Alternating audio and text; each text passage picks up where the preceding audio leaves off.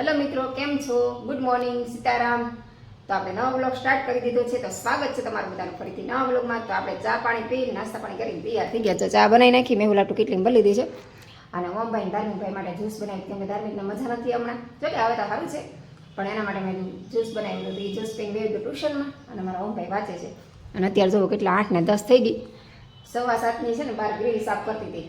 તો અત્યારે જે ગ્રીલ સાફ કરી છે, થોડું કામ બાકી રહી ગયું છે. અને અત્યારમાં પગલું છણિયાનું બધું બદલાવતી જાય. બધા પગલું છણિયા બદલાઈ નાખ્યા, એ બધા નવા પગલું છણિયા નાખી દીધા. અને ઓલા પગલું છણિયા ધોવા નાખ્યા, પલાળી દીધા છે. જો એ જો પગલું છણિયા પલાળી દીધા છે. આમાં કપડાં ધોવા નાખી દીધા છે. અને લીલ થઈ ગઈ, સારું રોજ ઢળું રોજ એવું ને એવું થઈ જાય.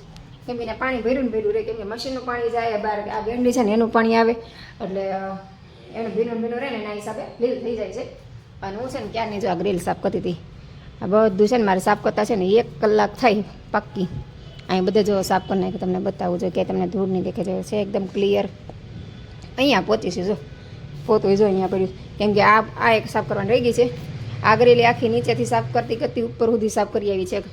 કેમ કે ઉપર આપણે સ્ટોર રૂમ છે ત્યાં સાફ કરવું પડે, કેમ કે અઠવાડિયે 1 વાર હાથ ફેરો થાય. આમ તો રોજ નથી સાફ કરતી, અઠવાડિયામાં 1 વાર સાફ સફાઈ કરું આ બધી ઉપરની. અહીંયા તો મારે રોજ કરવું પડે, કેમ કે ધૂળ જ એટલી આવે છે. અને આખી ગ્રીલ સાફ કરતા થશે ને 1 કલાક લાગે, ખાલી આ ગ્રીલ સાફ કરતા. તો આ 2 દાદરની અને આ લોબીની, બસ એટલું સાફ કરતા 1 કલાકનો ટાઈમ થાય. તો તમારે બધું સાફ કરવામાં કેટલો સમય લાગે મને કોમેન્ટ કરીને જણાવજો. અને બીજી બધી સાફ સફાઈમાં મારે 1 કલાક બીજી લાગે, એટલે 2 કલાક તો કુલ મારે બારી બાવડા અને ગ્રીલ બધું સાફ સફાઈ કરવામાં જ ટાઈમ લાગે. તો ચાલો આપણે ફટાફટ હવે આ બધી સાફ સફાઈ કરી નાખીએ. આ ગ્રીલ એક બાકી છે તેને કરી નાખીએ. જો એમાં એટલું બધું ન હોય, પણ આ છે ને ખાણા ખૂચરા હોય ને એમાં બહુ ધૂળ હોય, એટલે રવિવારે જ સાફ કરવાનું હોય. અને રવિવારે કેવું, જેન્ટ્સને કેવું સારું, રવિવાર આરામનો દિવસ. અને રવિવારે આપણે છે ને કામ વધી જાય, કેમ કે આપણે રવિવાર આવે ને એટલે એમ થાય હાલો રવિવાર છે ને આજ બધા નિરાતે હુતા છે ને, તો આપણે બધું નિરાતે કામ કરી નાખીએ. આમ તો ઉતાળ હોય ડેઈલી, પણ રવિવાર શાંતિ હોય એટલે રવિવાર આપણે નિરાતે બધું કામ કરીએ. તો ચાલો ફટાફટ આપણે કામ કરી નાખીએ. અને અહીંયા જો અમારા ઓમભાઈ માટે ગરમ પાણી મૂકી દીધું છે. અને આ હીટર કેટલા વર્ષે વાપરવા કાઢ્યું ખબર છે? 20 વર્ષે પહેલી વાર વાપરવા કાઢ્યું છે. અને 20 વર્ષ સુધી વસ્તુ એવી ને એવી રહી, એ તો બહુ નવાઈની વાત કહેવાય. અને એ ઇલેક્ટ્રિક વસ્તુ મારા લગ્ન થયા ને ત્યારે મમ્મી આણામાં આપ્યું હતું, તો અમારે કાંઈ જરૂર નહોતી પડતી, કેમ કે બધા ઠંડા પાણી જ નાહ્યા છે 20 વર્ષ સુધી. અને અહીંયા રહેવાનું પછી અહીંયા શિયાળો પહેલો જ છે, અને એટલી ઠંડી પડે કે એની વાત ન પૂછો. તો હીટર પહેલી વાર વાપરવા કાઢ્યું છે. ઓલી કહેવત જેવું થઈ ગયું, સંગ્રહેલો સાપે કામ આવે. તો મેં રાખી મૂક્યું, પહેલાં વિચાર્યું કોકને આપી દઉં. પછી મેં કીધું કાંઈ નહીં, ક્યારેક કામ લાગશે, કોક મહેમાન એવું ને તો ક્યારેક કામ જ ન આવ્યું, તો વહેલી અત્યારે કામ આવ્યું છે. તો ઓમભાઈ માટે ગરમ પાણી મૂકી દીધું છે. ઓમભાઈ વાંચે છે અંદર. અને ધાર્મિકભાઈને તો રવિવાર હોય તો એને એક્ઝામ હોય, રવિવારે તે ટ્યુશનમાં થઈ ગયો છે એક્ઝામ દેવા. તો ચાલો ઓમભાઈ વાંચે છે, એ ભાઈ આવે એનું કામ પતાવે ત્યાં આપણે સાફ સફાઈઓ કરી નાખીએ.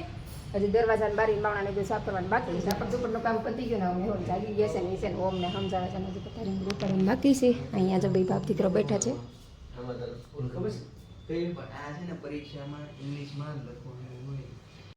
ઓમભાઈ તો જાગીને તરત વાંચવા બેસી ગયા હતા ને, મેહુલ ઉતારા હતા, એ બેની ભાખરી બાકી રાખી હતી.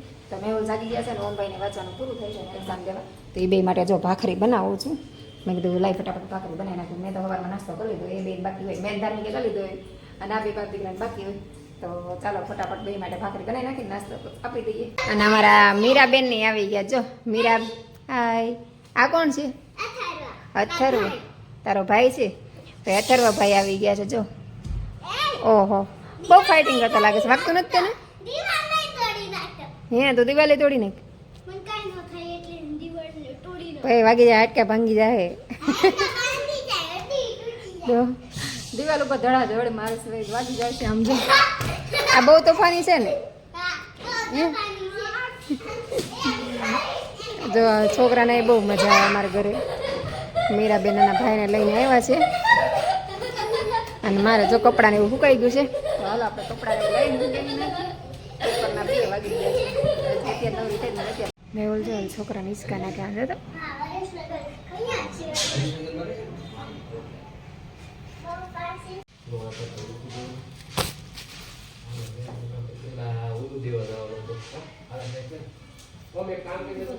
મોહનની ચાલે છે ને, બરાબર? મોહનની ચાલે હવે આપણે ઓલી સરકારી સ્કૂલ ઓલો ભાઈ ભણતો એ મોહનની ચાલે. હું ધમુ ભાઈ સારું. આજ કેમ છે તબિયત? રેડી? જોવા દે તો સેસ ગરમ તો કેમ રે? ધમુભાઈ કે શિયાળામાં ગરમ જ રહે. શિયાળામાં ગરમ એક ઠંડો હોય. તડકો જો એટલે શિયાળામાં ઓછો આવે, ઠંડુ વાતાવરણ થવા અને મળે ત્યાં ત્યારે તો આમાં જશે અંદર જઈશ ને તો સીધું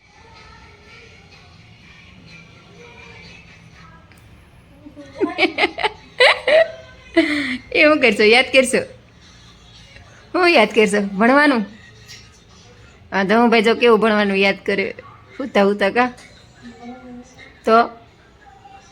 તો જમવાનું યાદ કરશું તો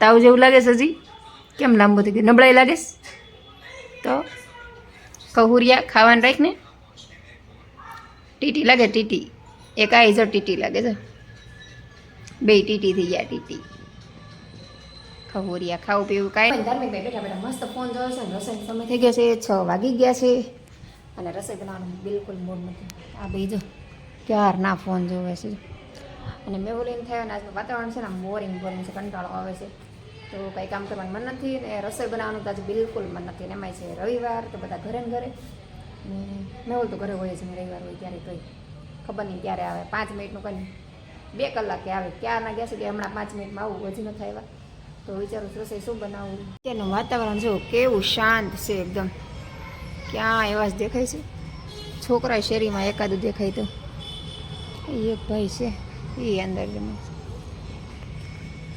ક્યાંય આમ પંખીડું ઉડતું નથી એટલું શાંત વાતાવરણ થઈ ગયું અને પવન નથી પવન હવે પડી ગયો છે અને ઝાડવા છે મારા છોડ બધા મુરઝાઈ ગયા છે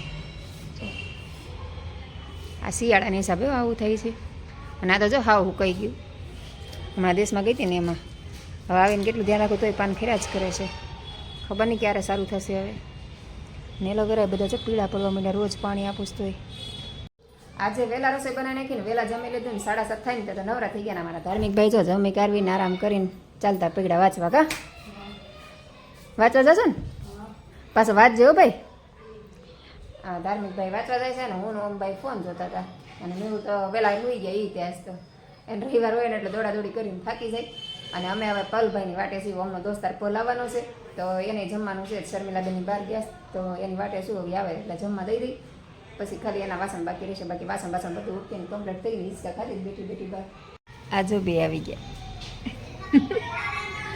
પલભાઈ અમારા આવી ગયા મોડા ક્યારની જો પલની વાટ જોતી તો પલ અત્યારે છે કેવો 7 વાગે 7:30 વાગે નવરી થઈ ગઈ હતી અને ભાઈ આવ્યા છે 9 વાગે અને અત્યારે જમવા બેઠા છો આમ જો જમતા ફોન જમતો જાય ને ફોન અને આજો ફોન લઈને બે ગયો છે હા પલભાઈ આજે એકલા જમવામાં મોડો આવ્યો એમાં